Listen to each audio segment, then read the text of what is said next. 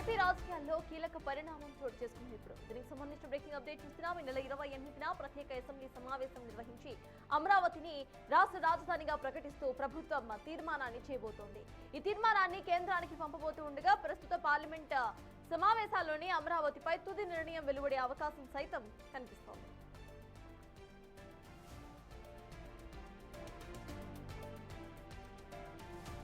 Right, AP రాజకీయాల్లో కీలక పరిణామం చోటు చేసుకుంది. ఈ నెల 28న ప్రత్యేక అసెంబ్లీ సమావేశం నిర్వహించి అమరావతిని రాష్ట్ర రాజధానిగా ప్రకటిస్తూ ప్రభుత్వం తీర్మానాన్ని చేయబోతోంది. ఈ తీర్మానాన్ని కేంద్రానికి పంపిస్తూ ఉండగా ప్రస్తుత పార్లమెంటు సమావేశాల్లోనే అమరావతిపై తుది నిర్ణయం వెలువడే అవకాశం అయితే కనిపిస్తోంది. రైట్, ఇదే అంశంపై పూర్తి డీటెయిల్స్ మా ప్రతినిధి రాజేష్ అందిస్తారు. రాజేష్, చెప్పండి, ఇటు ఏపీకి అమరావతి రాజధానిగా ప్రతిపాదిస్తూ కేంద్రం నిర్ణయం తీసుకునే ఛాన్స్ కనిపిస్తున్నట్టుగా అర్థమవుతోంది. పార్లమెంట్ లో దీనికి సంబంధించి డిస్కషన్స్ అయితే ఉంటుంది అంటూ కూడా చెప్తున్నారు. అసలు దీనికి సంబంధించిన అప్డేట్స్ ఏంటి?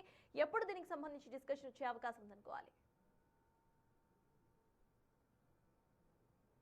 ఆంధ్రప్రదేశ్ రాజధానికి చట్టబద్ధత కావాల్సిన అవసరం ఉందని గత కొన్ని రోజులుగా డిమాండ్ అనేది వినపడుతుంది. అటు రైతుల నుండి కానీ ప్రజల నుండి కానీ ఆంధ్రప్రదేశ్ రాజధానిగా గెజిట్ నోటిఫికేషన్ ఇస్తే పూర్తి స్థాయిలో భవిష్యత్తులో రాజధాని మార్పు అనేది ఉండదనేది ఇప్పటివరకు వినిపిస్తున్నటువంటి మాట. ఈ నేపథ్యంలోనే ఈ పార్లమెంటు సెషన్లోనే అమరావతికి ఆమోదముద్ర పడే విధంగా, అమరావతికి గెజిట్ వచ్చే విధంగా చేయాలని రాష్ట్ర ప్రభుత్వం నిర్ణయించింది. దానిలో భాగంగానే ఈ నెల 28 అంటే ఎల్లుండు శనివారం అమరావతిలో అసెంబ్లీని ప్రత్యేక సమావేశం పరిచి అసెంబ్లీ సమావేశాల్లో రాజధానికి అమరావతిని తీర్మానం చేసి కేంద్రాన్ని పంపించబోతున్నారు. దానికి సంబంధించినటువంటి విషయంలో ఈ నెల 28న ప్రత్యేక అసెంబ్లీ సమావేశం జరగబోతుంది. సమావేశం జరిపి ఆ రోజు అసెంబ్లీలో ఈ తీర్మానం ప్రవేశపెట్టబోతున్నారు.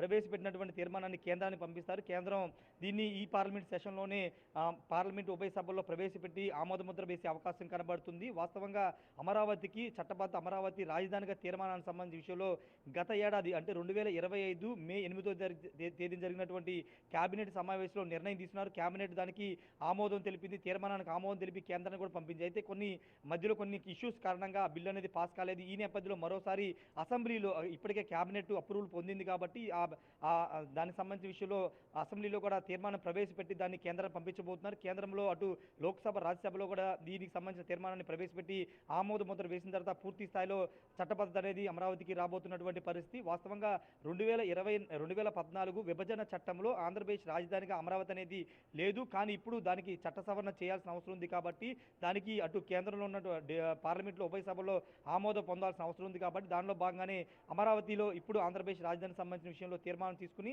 అసెంబ్లీలో ఆమోద ముద్ర వేసి దాన్ని కేంద్రానికి పంపబోతున్నారు. ఈసారి ఖచ్చితంగా అమరావతి రాజధానిగా తీర్మానానికి ఆమోద ముద్ర పడే అవకాశం కనబడుతుంది. వాస్తవంగా 2019 ముందే దీనికి సంబంధించినటువంటి విషయంలో నిర్ణయం తీసుకున్నప్పటికీ అప్పుడు ఎలక్షన్స్ రావడం తర్వాత ప్రభుత్వం మారడంతో అమరావతికి చట్టబద్ధ అమరావతి తీర్మానం అనేది వెనక్కి వెళ్ళింది. ఈ నేపథ్యంలో కూటమి అధికారంలోకి వచ్చిన తర్వాత ముఖ్యంగా రాజధాని రైతుల నుండి పెద్ద ఎత్తున డిమాండ్ వినపడుతుంది. భవిష్యత్తులో రాజధాని మారకుండా ఉండాలంటే కేంద్రం దీన్ని పునర్విభజన చట్టంలో పెట్టాల్సిన అవసరం ఉంది. ఒక చట్టబద్ధత తీసుకురావాల్సిన అవసరం ఉందని చెప్తున్నారు. దానిలో భాగంగానే అటు కేంద్ర మంత్రి పెమ్మసాని కానీ అక్కడ ఉన్నటువంటి ఢిల్లీలో ఉన్నటువంటి ఎంపీలందరూ కూడా అనేక సందర్భాల్లో అటు అమిత్ షాని ప్రధాని కోరి అంశాన్ని మీద కోరిన వాటి నేపథ్యంలో ఇప్పుడు దీన్ని ఖచ్చితంగా ఈ పార్లమెంట్ సెషన్ ముగిసేలోపే పార్లమెంట్లో పెట్టే విధంగా నిర్ణయం తీసుకోవాలని భావిస్తున్నారు. కాబట్టి 28 జరిగిన ప్రత్యేక అసెంబ్లీ సమావేశాన్ని ఏర్పాటు చేస్తున్నారు. అసెంబ్లీలో దీన్ని ఆమోద ముద్ర వేసి తీర్మానం ఆమోద ముద్ర వేసి కేంద్రానికి అయితే పంపించబోతున్నారు.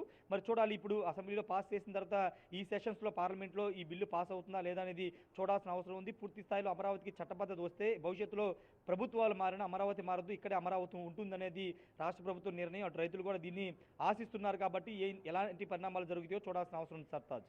Yes, thank you.